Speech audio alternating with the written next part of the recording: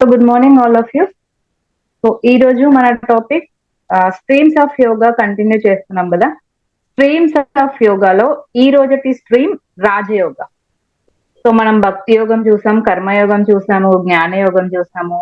So దీని తర్వాత fourth one, ఇది కూడా మెయిన్ మనకి.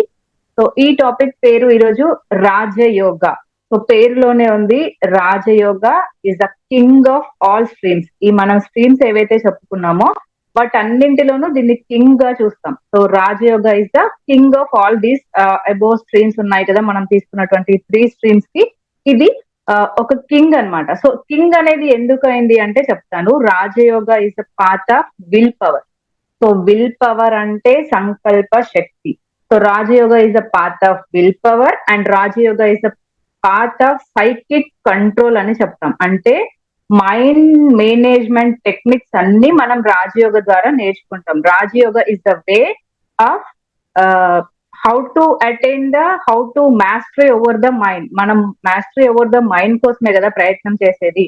సో మన గోల్ అనేది ఒకటి పెట్టుకొని మనం స్టార్ట్ అయ్యాము. ఆ గోల్ ని రీచ్ అవ్వడానికి మనం ఒక్కొక్క పార్ట్ ని వెతుక్కుంటూ వస్తున్నాం. All streams leads to same goal. Okay goal కి మనం వెళ్తాం, కానీ ఎవరికి ఏ రకమైనటువంటి వే ఇష్టమో ఆ రకమైన వే ద్వారా మనం మన గోల్ ని రీచ్ అవ్వడానికి ప్రయత్నం చేస్తున్నాం. సో ఈ రోజుటి మన గోల్ ఏంటి? రాజయోగం ద్వారా మైండ్ మేనేజ్మెంట్ ని, మైండ్ కంట్రోల్ టెక్నిక్స్ ని నేర్చుకుంటూ మనం మన రీచ్ వరకు వెళ్తాం. So what is our reach goal అని ఏం చెప్పుకున్నాము? సెల్ఫ్ రియలైజేషన్ చెప్పుకున్నాము, అండ్ నిర్వాణ అని చెప్పుకున్నాము, మోక్షం అని చెప్పుకున్నాము, ఆనందమయ కోశ అని చెప్పుకున్నాము. ఆ ఏమంటారు, సెల్ఫ్ రియలైజేషన్, మనల్ని మనం ఉద్ధరించుకోవడం ఎలా అనేది ఫస్ట్ నేర్చుకోవాలి. సో దానికోసం రాజయోగం అనేది కింగ్ అయింది. ఎందుకంటే అన్ని యోగాస్ లో కూడా, ఇంతకుముందు చెప్పిన అన్నింటిలో కూడా సేమ్ గోలే పెట్టుకున్నాం కదా. ఇది స్పెషల్ గా కింగ్ ఎందుకు అయింది అంటే, సో మీరు రాజయోగం నేర్చుకున్నప్పుడు ఇంతవరకు చెప్పుకున్నటువంటి 3 యోగాస్ లో మనం ఓన్లీ థియరీ బేస్ చెప్పాను. శ్రవణం చేయండి, మననం చేయండి, భక్తి యోగం చేయండి, అండ్ జ్ఞాన యోగంలో శ్రవణ మనన నిధిధ్యాసనం చెప్పాము. కర్మయోగంలో వితౌట్ ఎక్స్పెక్టింగ్ ఎనీ ఫ్రూట్స్ మనం కర్మ చేయాలి అని చెప్పాము. ఏదైనా కూడా థియరీ బేస్ నేర్చుకున్నాము. అండ్ ఇక్కడ పర్టికులర్ గా ఏమవుతుందంటే, థియరీతో పాటు మనం ప్రాక్టికల్ గా కూడా చేసి, ప్రాక్టికల్ గా చేస్తూ మనం మానసిక, ఫస్ట్ శారీరకంగా, దాని నుంచి మానసికంగా, దాని నుంచి ఉద్వేగాల స్థాయి, ఇలా ఒకదాంతో ఒకటి స్టెప్స్ మనం స్టార్టింగ్ నేర్చుకున్నాం కదా. ఆ స్టెప్స్ అన్నింటినీ దాటుకుంటూ మన మైండ్ ని మన కంట్రోల్లోకి తీసుకొస్తాం. మన మైండ్ పైన మనం ఆధిపత్యాన్ని అప్పుడు సాధిస్తాం. సో మనం ఒక గోల్ ఏమనుకున్నాం? చిత్త వృత్తి నిరోధ అనుకున్నాం. సో చిత్త మీన్స్ మైండ్. సో మనస్సులో వచ్చేటువంటి ఆ కాన్ఫ్లిక్ట్స్ ఏవైతే ఉన్నాయో, మైండ్ ఏమంటారండి, ఈ ఇబ్బందులు ఎన్ని ఉంటాయి మైండ్ లో. ఒక్కొక్కసారి డల్ గా ఉంటుంది, ఒక్కొక్కసారి యాక్టివ్ గా ఉంటుంది, ఒక్కొక్కసారి ఏం పని చేయలేకుండా ఉంటాం. ఆ మెంటల్ మోడిఫికేషన్స్ అన్ని మైండ్ లో ఉంటాయి కదా. ఆ మైండ్ లో వచ్చేటువంటి మెంటల్ మోడిఫికేషన్స్ అన్నింటినీ మనం అధిగమించుకుంటూ మన రీచ్ ని గోల్ అవ్వడానికి, మన గోల్ ని రీచ్ అవ్వడానికి మనం ప్రయత్నం చేస్తూ ఉన్నాం. సో ఇందులో మెయిన్ గా ఏంటి అంటే, సో ఎమోషనల్ ఇంటెలిజెన్స్ అనేది డెవలప్ అవుతుంది మనకి. మనం చెప్పుకున్నాము, స్ట్రెస్ ఎప్పుడైతే వస్తుందో అప్పుడు అసలు ఎన్ని రకాలుగా ఇబ్బందులు ఉన్నా, అన్ని రకాల ఇబ్బందులు వచ్చేవి దేని వల్ల? 80% ఆఫ్ డిసీజెస్ కానీ, 80% మనకి ఇబ్బందులు అన్ని కూడా దేంతో వస్తాయి? సైకోసోమాటిక్ డిజార్డర్స్ అని చెప్పుకున్నాం కదా.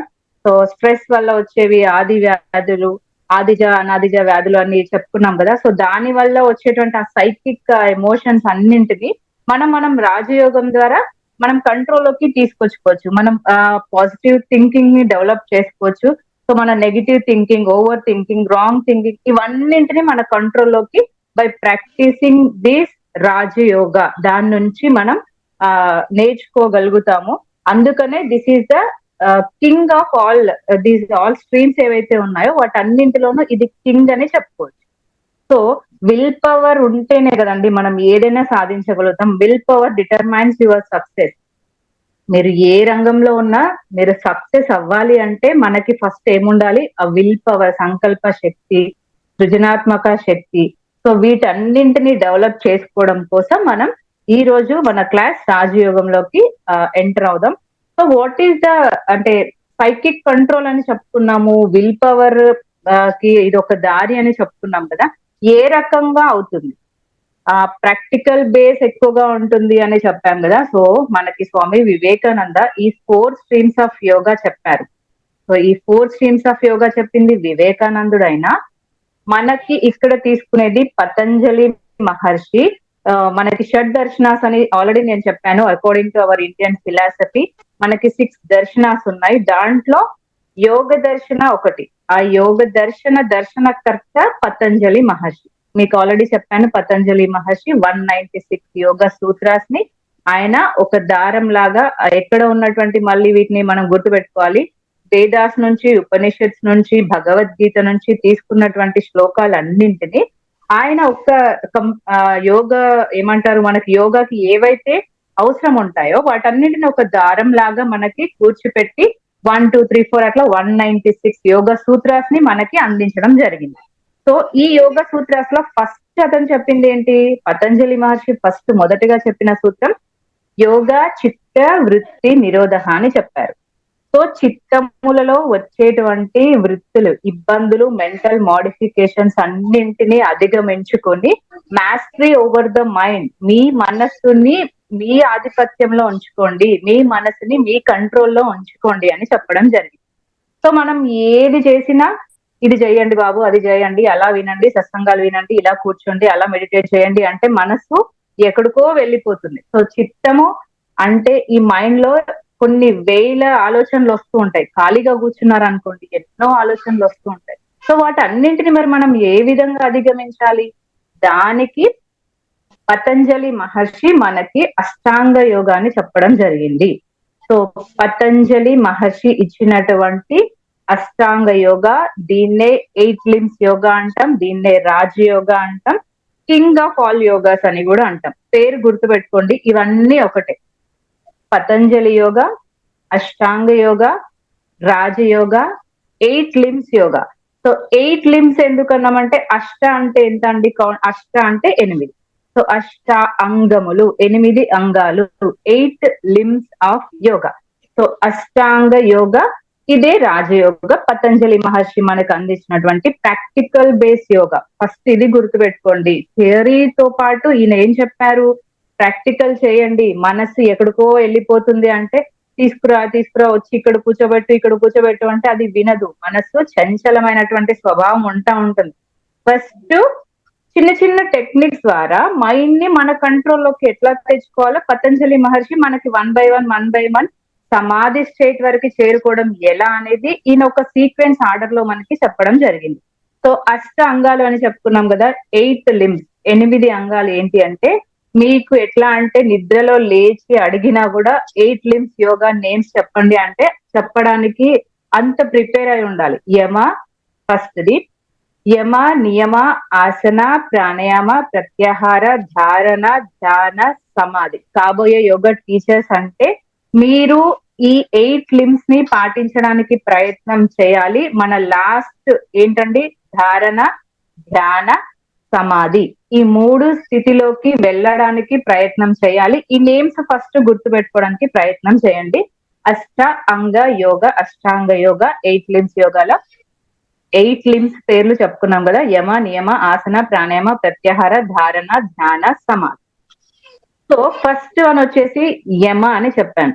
యమ అంటే డిసిప్లిన్. ఫస్ట్ మీరు పర్సనల్ గా అండ్ సోషల్ గా, సామాజికంగా ఎలా ఉండాలి, పర్సనల్ గా ఎలా ఉండాలి, ఎలా ఉంటే మీరు ఒక్కొక్క స్టెప్ ని దాటుకుంటూ సమాధి స్థితికి వస్తారు అనే దాని గురించి ఆయన ఎక్స్ప్లెనేషన్ ఇవ్వడం జరిగింది. ఫస్ట్ చెప్పినటువంటి లింబ్ ఏంటి? యమ. సో యమ అంటే సోషల్ డిసిప్లిన్స్. ఏవైతే ఏ సెట్ ఆఫ్ డోంట్స్ అంటాం, ఏవైతే చేయకూడదో వాటిని యమ అంటారు. సో అండ్ ఈ 8 లింబ్స్ ఉన్నాయి కదండి, ఈ 8 లింబ్స్ ని ఫస్ట్ యమ, నియమ, ఆసన, ప్రాణాయామ, ప్రత్యాహార, ఈ 5ంటిని బహిరంగ యోగా అంటాం. ఈ 5 బహిరంగ యోగా. ఎందుకంటే మనం చేసేటివి బయటికి కనిపిస్తూ ఉంటాయి. మీకు నేను ఎక్స్ప్లెయిన్ చేస్తున్నప్పుడు అర్థమైపోతుంది. సో ఫస్ట్ 5 ఏంటండి? బహిరంగ యోగా. సో తర్వాత వచ్చేటువంటివి 3 ఉన్నాయి కదా, వాటిని అంతరంగ యోగా అంటాం. ధారణ, ధ్యాన, సమాధి, ఈ మూడింటిని అంతరంగ యోగా అంటారు. ఫస్ట్ 5 గుర్తు పెట్టుకోవాలి, బహిరంగ యోగా. తర్వాత 3 అంతరంగ యోగా. నేను ఒక్కొక్క దాని గురించి ఎక్స్ప్లెనేషన్ చెప్పినప్పుడు మీకు అది బహిరంగం ఎందుకైంది, అంతరంగం ఎందుకైంది అర్థమవుతుంది. సో ఫస్ట్ యమాలు చెప్పుకున్నాం. 5 యమాలు, మళ్ళీ యమలో 5. సో మీరు సోషల్ డిసిప్లిన్ పాటించాలి అంటే ఈ 5 ఉన్నాయి, యమలు 5. సో ఫస్ట్ వన్ వచ్చేసి అహింస, సత్య, అస్తేయ, బ్రహ్మచర్య, అపరిగ్రహం. మీరు పేర్లు గుర్తుపెట్టుకోవాలి. అంతరంగ యోగాలు ఏవి, బహిరంగ యోగాలు ఏవి గుర్తుపెట్టుకోవాలి. ఎన్ని యమాస్ ఉంటాయి, ఎన్ని నియమాస్ ఉంటాయి గుర్తుపెట్టుకోవాలి. యమాస్ ఎన్ని? 5. ఎన్ని? 5 యమాస్ లో ఫస్ట్ ది అహింస, సత్య, అస్తేయ, బ్రహ్మచర్య, అపరిగ్రహం. పేర్లు వినండి, క్లాస్ మళ్ళీ మళ్ళీ వినండి. ఒక్కసారి మీరు టెక్స్ట్ బుక్ చూసినా కూడా మీకు టెక్స్ట్ బుక్ లో ఉంటాయి. సో ఫస్ట్ ఏం చెప్తున్నారు యమంలో? అహింస. సో అహింస అంటే ఆల్మోస్ట్ అందరికీ తెలుసు, హింస చేయకుండా ఉండడం. సో హింస చేయకుండా ఉండడం అంటే మనుషుల్ని బాధించడం, పశువుల్ని, పక్షుల్ని, వీటిని బాధించడమే కాదు. సో మన మనస, భాష, కర్మన, మీరు మాట్లాడే మాట వల్ల గాని, మీరు చేసే పని వల్ల గాని, మీరు ఎలాంటి ఇబ్బంది ఎవరికి, మనస, వాచ, కర్మన పక్క వారిని ఇబ్బంది పెట్టకుండా ఉండడమే అహింస. సో అహింస అంటే ఏదో చంపడము, ఇంకోటి చేయడము, అలా ఉండడం, ఇలా ఉండడం అని మీనింగ్ కాదు. మనస, వాచ, కర్మన ఎవరిని కూడా ఇబ్బంది పెట్టొద్దు. సో అది అహింస అవుతుంది. సో అకార్డింగ్ టు పతంజలి మహర్షి, మీకు ఈ రూల్స్ అండ్ రెగ్యులేషన్స్ పాటించండి. పాటించిన తర్వాత మీరు that leads to, you can lead to that ఏదైతే పెట్టుకున్నారో, సూపర్ కాన్షియస్ స్టేట్ అన్నారా, వైదేహ ముక్తి అన్నారా, ఇంకేదైనా అనండి, అవన్నీ మీరు అటెండ్ చేయాలి అంటే ఫస్ట్ మీకు రూల్స్ కంపల్సరీ పాటించాలి అని చెప్పారు. సో ఫస్ట్ రూల్ ఏం చెప్పారు? యమంలో అహింస అయింది. అహింస, నాన్ వైలెన్స్. తర్వాత సత్య, ట్రూత్ఫుల్నెస్. ఎప్పుడు కూడా ఎల్లప్పుడూ మనం సత్యాన్నే మాట్లాడాలి.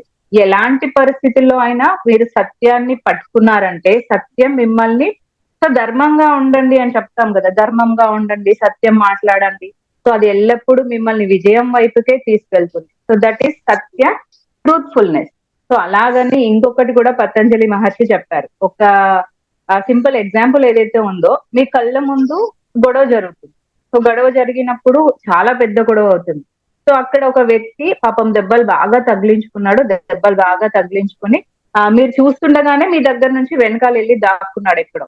సో ఆ దొంగలు కొట్టడానికి వచ్చినప్పుడు, అరే మేము అకార్డింగ్ టు పతంజలి మహర్షి మేము సత్యమే మాట్లాడాలి. సో కాబట్టి అతను ఏమండి మీరు ఇక్కడ కొట్టడానికి వచ్చారు కదా, అతను ఇక్కడే ఉన్నాడండి, తీసుకెళ్ళండి, కొట్టండి అని చెప్తామా? సో అలాంటి చెప్పకండి. సో మీ బుద్ధిని పదును పెట్టి, విచక్షణ జ్ఞానం అనేది మనకి భగవంతుడు ఇచ్చినటువంటి ఆ విచక్షణ జ్ఞానాన్ని ఉపయోగించుకుని సత్యాన్ని మాట్లాడడానికి ప్రయత్నం చేయండి. సో ఇదంతా ఎట్లా ఉంటుంది అంటే, అట్లా మీరు సత్యమే మాట్లాడమన్నారు కదా, ఇలానే ఉంటుంది అంటే, సో భగవంతుడు మనకి ఫ్రీ విల్ ఇచ్చాడు, నీకు ఒక బుద్ధిని ఇచ్చాడు, నీకు ఒక జ్ఞానాన్ని ఇచ్చాడు. సింపుల్ అండి. నిప్పు ఏమవుతుంది, కాలుతుంది అనే జ్ఞానాన్ని నీకు భగవంతుడు ఇచ్చాడు. ఇచ్చినప్పుడు అక్కడ నిప్పు ఉండంగానే కాలుతుందని తెలిసి నువ్వు వెళ్ళి చేయి పెడతాను అంటే దానికి భగవంతుడు ఏం చేయలేదు. నీకు ఇచ్చినటువంటి ఫ్రీ విల్ ని నువ్వు ఏ రకంగా ఉపయోగించుకొని నిన్ను నువ్వు కాపాడుకుంటావా, ఉద్ధరించుకుంటావా, నిన్ను ఎలివేట్ చేసుకుంటావా? సో ఆ ఫ్రీ విల్ ఇచ్చినటువంటి భగవంతునికి మీరు సరెండర్ అయిపోతూ ఉంటే మీ ఆత్మ ఎలివేట్ అవుతుంది. కానీ నేను నిప్పు అని తెలుసు, ఆయన భగవంతుడు ఉన్నాడు కదా, ఆయన నన్ను వెళ్ళి నిప్పుని పట్టుకోమని చెప్పాడా, పట్టుకోమని రాసి ఉంటాడు నా తలరాతలో అంటే, ఇదంతా వేదాంతము గాని, స్క్రిప్చర్స్ గాని, ఉపనిషత్స్ గాని ఇవన్నీ ఎట్లా ఉంటాయంటే ఒక కత్తి మీద సాములా ఉంటాయి. భగవంతుడు ఇదే చెప్పాడు, ఆల్రెడీ నా తలరాతలు ఇట్లానే రాసుంది, నేను ముట్టుకుంటే కాలిపోతుంది ఖచ్చితంగా, సో నాకు భగవంతుడు మరి ముట్టుకోమని రాశాడు కదా. సో ఇదంతా ఉండదు. నీకు ఇచ్చినటువంటి ఫ్రీ విల్ ని నువ్వు ఎట్లా ఉపయోగించుకుంటావు, నువ్వు ఎట్లా హ్యాపీగా ఉంటావు అని భగవంతుడు చెప్పాడు. సో అలా సత్యం మాట్లాడండి. ఎలా మాట్లాడాలి? విచక్షణ జ్ఞానాన్ని ఉపయోగించుకొని సత్యం మాట్లాడాలి. సో అది ట్రూత్ఫుల్నెస్. సో నెక్స్ట్ అహింస, సత్య, అస్తేయ. అస్తేయము అంటే నాన్ స్టీలింగ్. స్థేయం అంటే దొంగతనం, అంటే లైక్ ఇక్కడ దొంగతనం అనే కాదు, సో దొంగతనం చేయడం అస్థేయము. నాన్ స్టీలింగ్, చేయకుండా ఉండడం. సో సో వస్తువులనే కానివ్వండి, ఇంకోటి కానివ్వండి, ఏదైనా కూడా భగవంతుడు ఏదైతే మనకి ఇచ్చాడో దాంతోటి సంతృప్తి పడాలి గాని పక్క దాని మీద ఆధారపడద్దు, పక్క వాటి మీద ఆశపడదు. సో అది నాన్ స్టీలింగ్, అస్థేయం. సో ఆ ఇది థర్డ్ ఆ తర్వాత బ్రహ్మచర్యం. సో బ్రహ్మచర్యం అంటే సెలివిటీ స్టేట్ అంటాము. బ్రహ్మచర్యం అంటే సో పెళ్లి చేసుకోకుండా ఉండడం, సంసార జీవితంలో ఉండడం, ఇది మాత్రమే బ్రహ్మచర్యం కాదు. సో మన మనస వాచ కర్మన చెడు ఆలోచనలు చెయ్యకుండా ఉండాలి. అండ్ కామము, క్రోధము, లోభము, మోహము, మదము, మాశ్చర్యం వీటన్నింటి ఆలోచనని దగ్గరికి కూడా రానివ్వద్దు. అండ్ ఇంకొకటి, కామాన్ని ప్రేరేపించేలాగా అంటే కోరికల్ని ప్రేరేపించేలాగా ప్రాపంచిక విషయాలపైకి మనసు వెళ్ళేలాగా సో అలాంటి దృశ్యాల్ని చూడడం, వినడం, మాట్లాడడం, తినడం, రాజసిక్ ఫుడ్ తిన్నాం అనుకోండి అలాంటి ఆలోచనలే వస్తూ ఉంటాయి. సో అలాంటి ఆ రాజసిక్ ఫుడ్ తినడం అలాంటివి చేయకుండా ఆ బ్రహ్మచర్యాన్ని పాటించడం. సో బ్రహ్మచర్యం ఇంకొక లక్షణం ఏంటండి? ప్రేమ ఉండాలి, కరుణ ఉండాలి, దయ ఉండాలి, సేవ ఉండాలి. ఇలాంటి భావాలన్నింటినీ సో మనం ఇంప్రూవ్మెంట్ చేసుకోవాలి. సో ఏ వీటిని వదిలేయాలి? కామము, క్రోధము, లోభము, మదము, మాశ్చర్యం, కోపము, అహింస ఇలాంటివన్నింటిని వదిలేసినప్పుడే బ్రహ్మచర్యం. గాని పెళ్లి చేసుకోకుండా ఉండడం బ్రహ్మచర్యం, ఇది ఒక్కటే బ్రహ్మచర్య నిష్ట కాదు. సో అర్థమైంది కదండి, ఇది బ్రహ్మచర్య. సో ఫిఫ్త్ లింబ్ లాస్ట్ది అపరిగ్రహ. సో అపరిగ్రహ అంటే స్వార్థంగా ఆలోచన చెయ్యొద్దు, స్వార్థంగా ఉండదు. నీకు ఎంతవరకైతే ఉందో అంతవరకే భగవంతుడు ఇచ్చిన దాంతో తృప్తి చెందాలి అని అనుకున్నాం కదా. సో అది స్వార్థపూరితమైన ఆలోచనలు కూడా చెయ్యకుండా ఉండడం. సో అపరిగ్రహ. సో ఇంకొకటి ఈ అపరిగ్రహలో సో మనకి సంపాదన ఎంతవరకు అవసరమో అంతవరకే సంపాదించుకోవాలి.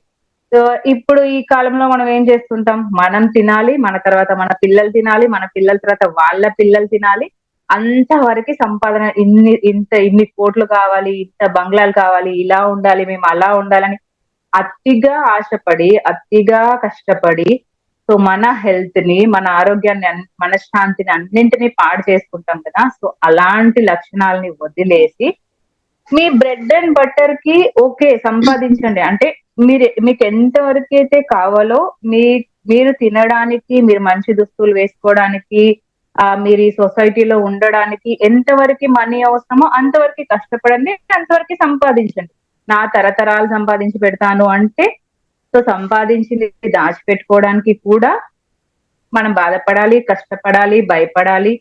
సో ఇప్పుడు ఐటీ ఇబ్బందులు ఇవన్నీ వింటూ ఉంటారు కదా. సో అవన్నీ ఎక్కడ పెట్టుకోవాలి, ఏం చేసుకోవాలి, ఎంత సంపాదించాలో అంత సంపాదించండి. మీ బ్రెడ్ అండ్ బటర్ కి, మీ కాస్ట్యూమ్స్ కి, మీకు ఇంకా దానికి దేనికి ఎంత అవసరమో సో అంతవరకు సంపాదించండి. మానసిక ప్రశాంతంగా, శారీరకంగా, ఆరోగ్యంగా ఉండండి. ఇవి 5 యమాస్. సో నెక్స్ట్ వచ్చేది నియమాస్. సో ఈ యమాస్ ఏమో సోషల్ డిసిప్లిన్స్ చెప్పాము, నియమాస్ ఏమో మన పర్సనల్ డిసిప్లిన్స్, మన పర్సనల్ ప్రిన్సిపల్స్ చెప్తారు. సో నియమాస్ ఎన్ని? ఇవి కూడా 5: శౌచ, సంతోష, తప, స్వాధ్యాయ, ఈశ్వర ప్రణిధ. సో ఈ 5 నియమాలు. ఈ 5 నియమాలు కూడా ఎక్స్ప్లెనేషన్ చూద్దాం. ఏం చెప్పామండి? శౌచ, సంతోష, తప, స్వాధ్యాయ, ఈశ్వర ప్రణిధం. ఫస్ట్ వన్ వచ్చేసి శౌచం. సో శౌచ మీన్స్ ప్యూరిటీ. సో ఎలా ఉండాలి? ఇవి సెట్ ఆఫ్ డూస్, ఖచ్చితంగా చేయవలసినవి. అవి కూడా అంటే చెయ్యకూడనివి చెప్పాము ఫస్ట్, నియమాలన్నీ చేయవలసినవి. శౌచము అంటే క్లీన్లీనెస్, మనం శారీరకంగా ఎట్లా ఉండాలి, మానసికంగా ఎట్లా ఉండాలి. ఫస్ట్ రెగ్యులర్ గా రోజు స్నానం చేయాలి, అండ్ మంచి ఉతికిన బట్టలు అవి వేసుకోవాలి, మనం నీట్ గా ఉండాలి. ఇది ఫస్ట్ బాహ్య శౌచం. సో అంతర్ శౌచం ఏంటి? చెడు ఆలోచనలు చేయొద్దు, చెడు మాటలు వినొద్దు, రాజసికం అట్లాంటి కోరికల్ని ప్రేరేపించినటువంటి ఫుడ్ ని తీసుకోకుండా ప్యూరిటీగా ఉండడం. సో అది శౌచం. సెకండ్ వన్ వచ్చేసి సంతోష. సంతోషం మీన్స్ హ్యాపీనెస్, హ్యాపీనెస్, కంటెంట్మెంట్, హ్యాపీగా ఉండాలి. ఎంతవరకు ఉంది, ఎంతవరకు మనకి మన వల్ల ఎంత కష్టపడతామో అంత కష్టపడ్డప్పుడు ఇబ్బంది రాదు, బాధ రాదు. అలా భగవంతుడు ఇచ్చిన దాంతో సంతోషంగా ఉండడం, ఎప్పుడు ఆనందంగా ఉంటే చెప్తా ఉంటారు, హ్యాపీగా ఉండండి, నవ్వుతూ ఉండండి, నవ్వండి. మనం యోగా చేసిన తర్వాత కూడా, డిఆర్టీ తర్వాత కూడా ఆర్టిఫిషియల్ గా అయినా నవ్వండి నవ్వండి నవ్వండి అని చెప్తా ఉంటాం. సో నవ్వడం వల్ల ఎన్నో రకాలైనటువంటి డిసీజెస్ అన్ని వెళ్ళిపోతుంటాయి. ఎప్పుడు ఆనందంగా ఉండాలి. ఎలాంటి స్థితిలో కూడా ముఖం పైన చిన్న చిరునవ్వుతో ఉండడం అనేది ప్రాక్టీస్ చేయాలి. అది సంతోష. సో నా తర్వాత వచ్చేది తపస్.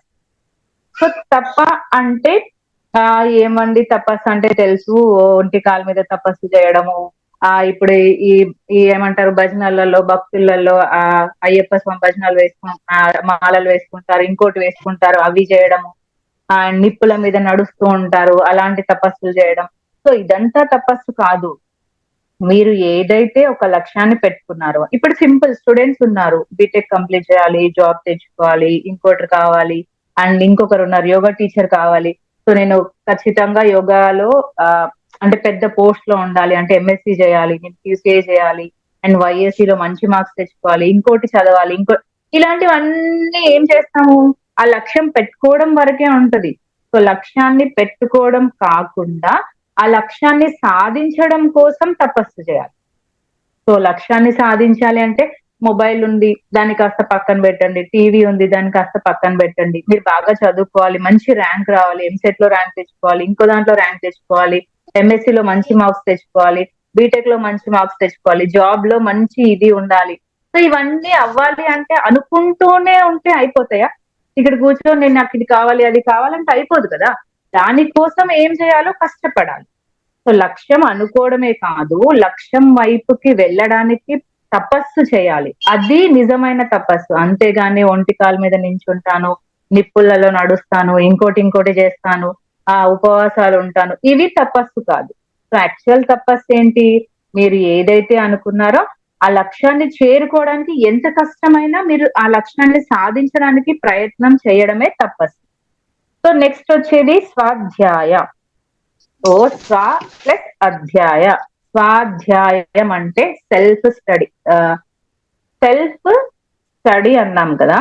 సో మనకి సెల్ఫ్ స్టడీ అంటే అంటే నువ్వే చదువుకో అని మీనింగ్ వస్తుంది. కానీ ఇక్కడ సెల్ఫ్ స్టడీ అంటే ఏంటంటే మనకి 4 ఆశ్రమ ధర్మాలు ఉంటాయి, బ్రహ్మచర్యము, వానప్రస్థము, గృహస్థము, సన్యాసాశ్రమం అని.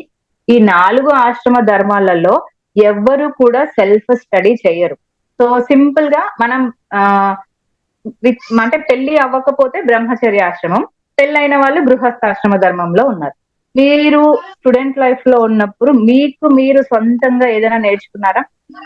సో వితౌట్ యువర్ మదర్, అంటే మదర్ ని గురువు అంటాము, వితౌట్ యువర్ ఏమంటారు టీచర్స్, మీ స్కూల్లో చెప్పక ముందే మీకు మీరు సెల్ఫ్ స్టడీ ఏం చేసుకోలేదు కదా. సో అలాగే మనం సెల్ఫ్ స్టడీ అంటే, ఇక్కడ సెల్ఫ్ స్టడీ అంటే మనమే చదువుకోవాలి, మనమే ఎలివేట్ అవ్వాలి అని కాదు. మీకు ఎవరైతే పెద్దవాళ్ళు ఉన్నారో, గురువులు ఉన్నారో, అమ్మ ఉందో, నాన్న ఉందో, ఏదైతే చెప్పారో ధర్మశాస్త్రాన్ని చెప్తారు. గురువుల దగ్గరికి వెళ్ళి వనప్రస్థాశ్రమము ఇంకా సన్యాసాశ్రమంలో అయితే బ్రహ్మ విద్య చెప్తారు. మనం రెగ్యులర్ స్టూడెంట్స్ అయితే మామూలుగా మనం స్టూడెంట్స్ లైఫ్ లో ఏదైతే కావాలో ఆ విద్యను చెప్తారు. సో మీరు ఏ విద్యని నేర్చుకున్న దాన్ని చక్కగా శ్రవణం చేసుకొని దాన్ని మననం చేసుకుంటూ ఉంటే అది సెల్ఫ్ స్టడీ. స్వాధ్యాయం అర్థమైంది కదా. స్వాధ్యాయం అంటే సెల్ఫ్ స్టడీ అంటే మనమే చదువుకోవడం అని కాదు. మీరు గురువుల ద్వారా నేర్చుకున్నటువంటిది, పెద్దల ద్వారా నేర్చుకున్నటువంటి ఏవైతే సంస్కారాలు ఉన్నాయో, మంచి విషయాలు ఉన్నాయో వాటిని మళ్ళీ మననం చేస్తూ ఉండడం. ఆల్రెడీ మనం చెప్పుకున్నాం కదా, శ్రవణం, వినడం, విన్నదాన్ని మనం మననం చేసుకుంటూ ఉంటే అప్పుడు మనకి స్వాధ్యాయం సెల్ఫ్ స్టడీ. అది ఆ సెల్ఫ్ స్టడీ మిమ్మల్ని, సో మీరు ఏదైతే అనుకున్నారో, లక్ష్యం అనుకున్నారా, ఇంకేదైతే అనుకున్నారో, ఆ చిత్తవృత్తి నిరోధ అనుకున్నారో ఆ స్టేట్ కి వెళ్ళడానికి మీకు అది హెల్ప్ చేస్తుంది. ఆ స్వాధ్యాయం అనేది హెల్ప్ చేస్తుంది. సో నెక్స్ట్ వచ్చేది ఈశ్వర ప్రణిధానం. సో కంప్లీట్ గా భగవంతుడికి సరెండర్ అయిపోవడం. సో భగవంత, నువ్వు ఇచ్చినటువంటి ఈ శరీరం, నువ్వు ఇచ్చినటువంటిదే ఈ జ్ఞానం, నువ్వు ఏం చెప్పినా, నువ్వు ఎలా నడుచుకోమని చెప్పినా నేను నీ పాదాలకి సేవ చేసుకుంటూ నేను ఎల్లప్పుడూ నీకు సరెండర్ భావంతోటే ఉంటాను అనేది ఈశ్వర ప్రణిధానం. సో ఇది 5 నియమాస్. అర్థమైంది కదండి. 5 యమాస్, 5 నియమాస్. సో 5 యమాస్ ఉంటాయి, 5 నియమాస్ ఉంటాయి. ఈ యమ అనేది ఫస్ట్ లింబ్, నియమ అనేది సెకండ్ లింబ్. మనం రెండే లింబ్స్ చూసాము. ఈ రెండు లింబ్స్ ఎక్కడి నుంచి? బహిరంగ యోగా. ఇది ఇన్ డైరెక్ట్ వే. సో మనం డైరెక్ట్ గా మనసు మీదకి వెళ్ళట్లేదు, ఫస్ట్ బాడీ పైకి వెళ్తున్నాం. సో ఎలా ఎలా ఎలా ఎలా బాడీని మెల్లిమెల్లిగా సెట్ చేసుకుంటూ రావాలి అనేది ఫస్ట్ నేర్చుకున్న తర్వాత మనం డైరెక్ట్ గా మైండ్ ని కంట్రోల్లోకి ఎట్లా తెచ్చుకోవాలో ఇవన్నీ లిమ్స్ ఫాలో అయిన తర్వాత వస్తుంది. సో థర్డ్ లింబ్ ఏం చెప్పుకున్నాము? యమ, నియమ, ఆసన. థర్డ్ లింబ్ వచ్చేసి థర్డ్ లింబ్ ఆసన. ఆసనాలంటే మనకు ఆల్మోస్ట్ మీరు ఇన్ని రోజుల నుంచి ప్రాక్టికల్స్ చేస్తున్నారు, మీకు కొంతవరకే ఆసనాస్ మీద ఐడియా ఉంది. సో ఆసన అంటే ఫిజికల్ బాడీ పోస్చర్స్. మనం ఏ విధంగా కూర్చున్నా సుఖాసన, పద్మాసన, వజ్రాసన, సిద్ధాసన, సిద్ధయోని ఆసన, ఇంకా ఎన్నో ఆసనాస్ ఉన్నాయి. సో మీరు నేర్చుకునేటువంటి ఆ వైఎస్ టెక్స్ట్ బుక్ లో ఉన్న ఆసనాస్ ఉన్నాయి. హఠయోగ ప్రదీపికలో 84 ఆసనాలు చెప్పారు. ఇలా ఒక్కొక్క దాంట్లో కొన్ని కొన్ని ఆసనాస్ చెప్పారు. సో అకార్డింగ్ టు పతంజలి మహర్షి, ఆసనంకి పతంజలి యోగ సూత్రాలో ఆసన అంటే స్థిరం, సుఖం, ఆసనం. సో ఇది మీరు గుర్తుపెట్టుకోవాలి. పతంజలి మహర్షి పతంజలి యోగ సూత్రాలలో చెప్పినటువంటిది ఆసనంకి డెఫినేషన్ స్థిరం, సుఖం, ఆసనం. సో స్థిరం, సుఖం, ఆసనం అంటే మీరు ఇన్ ద బిగినింగ్ స్టేట్ ఉన్నాం, మనం బిగినర్ గా ఉన్నాం అనుకోండి. సో బిగినర్ గా ఉన్నప్పుడు ఏదైనా ఆసన తీసుకోండి, అర్ధకటి చక్రాసన కావచ్చు, త్రికోణాసన కావచ్చు, ఉష్ట్రాసన కావచ్చు, ఇంకేదైనా తీసుకోండి. సో మీరు ఫైనల్ పొజిషన్ లో పర్ఫెక్ట్ గా ఆసనాన్ని ఎప్పుడూ చేయలేరు. బిగినర్ స్టేజ్ లో గుర్తుపెట్టుకోండి. అర్ధకటి చక్రాసన తీసుకుందాం సింపుల్ గా. మీ కుడి చేయిని స్ట్రైట్ గా పైకి ఎత్తండి, ఎడం వైపుకి బెండ్ చేస్తాము, శ్వాస తీసుకోండి, శ్వాస వదులుతూ లెఫ్ట్ కి బెండ్ చేయండి, మెయింటైన్ చేయండి అని చెప్పినప్పుడు సో మనం షేక్ అవుతాం అండ్ పెయిన్ వస్తూ ఉంటుంది. మనకు ఆ పోస్చర్ అనేది కరెక్ట్ గా ఉండదు. అదే ప్రాక్టీస్ చేస్తూ చేస్తూ చేస్తూ ఉన్నప్పుడు మనం పోస్చర్ ని ఖచ్చితంగా పర్ఫెక్ట్ గా మెయింటైన్ చేయగలుగుతాం. మెయింటైన్ చేయడమే కాకుండా మనకు ఆ పెయిన్ అనేది రాదు. ఆ పెయిన్ ని కూడా మనం ఎంజాయ్ చేయగలుగుతాం. అలాంటి పెయిన్ వస్తుంది. ఇప్పుడు త్రికోణాసన తీసుకున్నారు, సో బెండ్ చేస్తాము, ఎడమ చేయి పైకి ఎత్తండి, చూపు పైకి చూడండి అని చెప్పాను. బిగినర్ స్టేజ్ ఉంది, ఏమవుతుంటుంది? బాడీ షేక్ అవుతుంటుంది, కొద్దిసేపుకి చైన్ వస్తుంది, మెడ నొప్పి వస్తుంటది, ఇంకా ఈ సైడ్ కి బెండ్ అవుతుంటే బ్యాక్ పెయిన్ వస్తూ ఉంటది. అదే మీరు ప్రాక్టీస్ చేసిన తర్వాత త్రికోణాసనం చేయండి. సో మీరు ఆ పోస్చర్, ఆ ఫైనల్ పోస్చర్ ఏదైతే ఉందో దాన్ని ఎంజాయ్ చేయగలుగుతారు. సో దీంట్లో ఆసనాలలో మనం స్థిర, స్థిర, సుఖ. ఫస్ట్ స్టేజ్ కొంచెం మూమెంట్ అనేది షేక్ అవుతుంటుంది, దాని తర్వాత స్థిరత్వం వస్తుంది, దాని తర్వాత హ్యాపీనెస్ వస్తుంది. సో మీరు రెగ్యులర్ గా ప్రాక్టీస్ చేయండి, చాలా రోజుల నుంచి త్రికోణాసనం చేసేస్తున్నాను అనుకున్నారు అనుకోండి. సో బెండింగ్ లో తేడా ఎట్లా వస్తుంది? ఈ చెయ్యి ఇంకా కిందికి వెళ్ళిపోతుంది, ఈ సైడ్ ఆ పార్ట్ ఇంకా బెండ్ అయిపోతుంటుంది.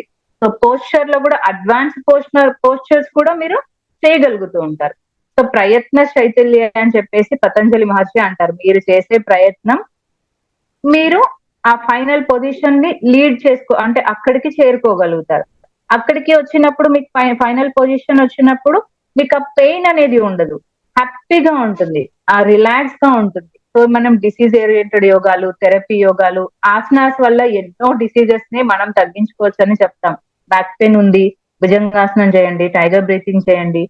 నాకు సయాటికా పెయిన్ ఉంది, శలభాసనం చేయండి. సో ఇలా ఒక్కొక్క ఇబ్బందికి మనం చాలా ఆసనాలు చెప్పొచ్చు. సో ఫస్ట్ ఏమవుతుంది? మన బాడీ స్ట్రెంగ్తన్ అవుతుంది, ఆ మజిల్ స్ట్రెంగ్తన్ అవుతుంది, దాని నుంచి మనం మైండ్ కి వెళ్తాం, సటిల్ స్టేజ్ కి వెళ్తాం. ఫస్ట్ ఫిజికల్ లెవెల్లో పర్ఫెక్షన్ వచ్చిన తర్వాత సటిల్ లెవెల్, మైండ్ లెవెల్లో పర్ఫెక్షన్ తెచ్చుకోవడానికి త్రూ యోగాలో మనం ఆసనాస్ ద్వారా అక్కడికి వెళ్ళగలుగుతాం. సో మీకు నేను లాస్ట్ క్లాస్ లో చెప్పినప్పుడు గుర్తుండి ఉంటుంది, మనోమయ కోశ ఇంకా శారీరక స్థితిలో ఎదుగుదల ఉండడానికి ఏం చేయాలని చెప్పాను?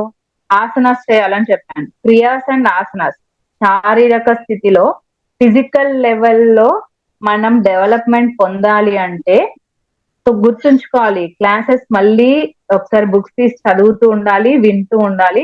అట్ ఫిజికల్ లెవెల్లో మనకు పర్సనాలిటీ డెవలప్మెంట్ రావాలి అంటే మనం అక్కడ నేర్చుకున్నాం క్రియాస్ చేయాలి, ఆసనాస్ చేయాలి అని. సో ఆసనాస్ ద్వారా ఏమవుతుంది, ఫిజికల్ స్ట్రెంగ్త్ వస్తుంది, దాని తర్వాత మజిల్ స్ట్రెంగ్త్ వస్తుంది, దాని తర్వాత ఆ ప్రానిక్ లెవెల్లోకి వెళ్ళి అప్పుడు మనం మైండ్ మీద ఆ కంట్రోల్ తెచ్చుకోగలుగుతాం. సో పతంజలి మహర్షి ఒక్కొక్క లింబ్ చెప్పారు కదా, ఒక్కొక్క లింబ్ ద్వారా చాలా బెనిఫిట్ ఉంటది. సో ఆసనాస్ అంటే ఇవాళ రేపు ఏమైపోయింది అంటే ఆసనాలు అంటే ఏదో ఇలా చేస్తారు, ఇటు వంగుతారు, లూజనింగ్ ఎక్సర్సైజ్ చేస్తారు, అంతేకాదు బియాండ్ దట్ చాలా ఉంది ఆసనాస్ లో. థెరపీ యోగాలో మనం ఒక్కొక్క ఆసనంకి, ఇప్పుడు మీకు చెప్తున్నాను కదా బ్యాక్ పెయిన్ వచ్చింది, మీరు చేసి చూడండి మీకే బ్యాక్ పెయిన్ ఉంది. ఇంకొకరికి ఎవరో ప్లీజ్ మ్యూట్ లో పెట్టరా, రజిత గారు మ్యూట్ లో పెట్టరా. సో ఆసనాస్ చేసేటప్పుడు బ్యాక్ పెయిన్ ఉంది, ఆ పెయిన్ ఉంది, ఈ పెయిన్ ఉంది, ఆ పెయిన్ తగ్గాలంటే మీరు ఆసనం చేసి చూడండి, మీరు మీ మీద ఫస్ట్ అప్లై చేసుకొని చూడండి, దాని తర్వాత ఇంకొకరికి చెప్పగలుగుతారు. మీరు కాబోయే యోగా టీచర్స్ గా సో మీకు కొంచెంలో ఏమంటారు నాకు ఇబ్బంది ఉంది అంటే టక్కున ఒక ఆసనం చెప్పగలిగే అంత స్ట్రెంగ్త్ ఉండాలి. సో అలా మీరు బుక్ చదవండి అండ్ సార్ చెప్పేది ప్రాక్టీస్ చేయండి, ఈ క్లాసెస్ వింటూ ఉండండి. సో అప్పుడు ఆసనాస్ అనేవి మిమ్మల్ని అంటే యాజ్ ఎ యోగా టీచర్ గా సో వీళ్ళకి తెలుసు పర్ఫెక్షన్ ఉంది, నాకు బ్యాక్ పెయిన్ ఉంది మేడం, నాకు సయాటికా ఉంది మేడం, నాకు థైరాయిడ్ ఉంది మేడం అనగానే సార్ నాకు ఈ ప్రాబ్లం ఉంది అనగానే వెంటనే టక్కున ఒక ఆసనం చెప్పేశారు, నేను వేసాను, దానివల్ల నాకు రిలాక్స్ వచ్చింది అనే థాట్ ఉంది అనుకోండి, మీరు ఒక మంచి యోగా టీచర్ గా సొసైటీలోకి వెళ్ళగలుగుతారు. సో ఇలా తక్కువ చెప్పగానే ఓ ఆ మేడంకి ఎంత నాలెడ్జ్ ఉంది, ఆ సార్కి ఎంత నాలెడ్జ్ ఉంది, నాకు ఇబ్బంది ఉందనగానే ఒక 10 days ఇది చేసేసేయండి తగ్గిపోతుంది అని చెప్పారు, నాకు ఆసనం చేయడం వల్ల తగ్గిపోయింది. సో నేను ఇలాంటివి ప్రాక్టికల్ గా అంటే నేను ఇలాంటివి విన్నాను, చూశాను, నేను కూడా చాలా మందితో చేపించాను, మీరు కూడా అది ప్రయత్నం చేయండి. సో అలా వర్కౌట్ అయినప్పుడు త్రూ ఆసనాస్ మనం మైండ్ లెవెల్ కి వెళ్ళగలుగుతాము, మీరు కూడా సొసైటీలో ఎలివేట్ అవ్వగలుగుతారు. సో ఆసనాస్ వల్ల సో అందరికీ కావాల్సింది ఇవే ఆసనాలే. అండ్ త్రూ నెక్స్ట్ ధారణ చేద్దాం, మెడిటేషన్ చేద్దాం, ఇవి చేద్దాం అంటే ఫస్ట్ ఎవరు రారు. ఫస్ట్ ఏం చేయాలి, లూజనింగ్ ఎక్సర్సైజ్ చెప్తాను, ఆసనాస్ చెప్తాను, దాని వల్ల నీకు ఉన్నటువంటి డిసీజ్ నేను తగ్గించుతాను అంటేనే అప్పుడు మనుషులు మన దగ్గరకు వస్తారు. సో ఇలాగాని ధారణ చేద్దాం రండి, ధ్యానం చేద్దాం రండి, ఇంకోటి చేద్దాం రండి అంటే ఎవరు రారు. సో మీకు ఉన్నటువంటి ఇబ్బందిని తొలగించేటువంటి స్ట్రెంగ్త్ నా దగ్గర ఉంది బై ఎలా ఆసనాస్ ద్వారా అని చెప్పండి. సో మీరు మంచి యోగా టీచర్ గా సమాజంలోకి వెళ్ళగలుగుతారు. సో ఇది ఫిజికల్ లెవెల్ నుంచి మైండ్ లెవెల్లోకి వెళ్తుంది ఆసన. దీని తర్వాత వచ్చేది ప్రాణాయామ. సో ప్రాణ ప్లస్ ఆయామ. సో ప్రాణ మీన్స్ వైటల్ ఎనర్జీ. సో మనకి ప్రకృతిలో అద్భుతమైనటువంటి కాస్మిక్ ఎనర్జీ ఉంది. సో ఈ కాస్మిక్ ఎనర్జీ, ఈ ప్రాణశక్తి అనేది మనకి ఎవరికి తెలియదు. సో ఈ ప్రాణశక్తిని మనం ఏ రకంగా శరీరంలోకి తీసుకుంటున్నాము, శ్వాస ద్వారా ఈ ప్రాణశక్తిని మనం శరీరంలోకి తీసుకోవడం వల్ల ఆ వైటల్ ఎనర్జీ, మనిషి ఒక జీవి జీవించడానికి ఉపయోగపడేటువంటి శక్తి ఏంటండి, ఈ వైటల్ ఎనర్జీ, ప్రాణ శక్తి. సో ఈ ప్రాణ శక్తి మనం శరీరంలోకి ఏ రకంగా తీసుకుంటున్నాము, ఉచ్ఛ్వాస నిశ్వాసల ద్వారా శ్వాస లోపలికి వెళ్తుంది. లోపల ఉన్నటువంటి నెగిటివ్ ఎనర్జీ, నెగిటివ్ థాట్స్ ద్వారా మనం ఆ థాట్స్ ని మనం శ్వాస ద్వారా బయటికి పంపించగలుగుతున్నాం. సో ఇది ప్రాణాయామ. సో నాకు ఈ ఎనర్జీ తెలుసు, కైనిక్ ఎనర్జీ తెలుసు, సోలార్ ఎనర్జీ తెలుసు, ఇవన్నీ తెలుసు, కానీ ఈ ప్రాణశక్తి వైటల్ ఎనర్జీ అనేది ఎక్కడుంది అంటే సో మన చుట్టూ ఉన్నటువంటిదే వైటల్ ఎనర్జీ, వైటల్ స్ట్రెంగ్త్. ఆ జీవి జీవించడానికి, మనిషి జీవించడానికి ఉపయోగపడేటువంటి అద్భుతమైనటువంటి శక్తి ప్రాణ శక్తి. అది మన శ్వాస ద్వారా మనం లోపలికి తీసుకుంటున్నాం. సో మనిషికి నిమిషానికి మనం ఎన్ని శ్వాసలు తీసుకుంటామండి, 15 నుంచి 18 శ్వాసలు తీసుకుంటాం. మనిషి నిమిషానికి 15 నుంచి 18 బ్రెత్స్ అనేది తీసుకుంటూ ఉంటాం. నిశ్వాస ఉచ్ఛ్వాస నిశ్వాసలు ఇంత కౌంట్ అనేది ఉంటుంది. సో మనం తీసుకుంటున్నాము, వదులుతున్నాము. సో మరి ప్రాణాయామం చేయడం వల్ల యూజ్ ఏంటి అంటే, మీరు రెగ్యులర్ గా ప్రాణాయామం చేయడం వల్ల మీ శ్వాస ఆ వేగం ఏదైతే ఉంటుందో, తీసుకోవడం వదిలే శ్వాస వేగం తగ్గిపోతుంది. సో ఎందుకండి తగ్గిపోవాలి అంటే, భగవంతుడు నీకు ఇన్ని శ్వాసలు, ఇన్ని ఉచ్ఛ్వాసలు, ఇన్ని నిశ్వాసలు అని రాసి పెట్టాడు.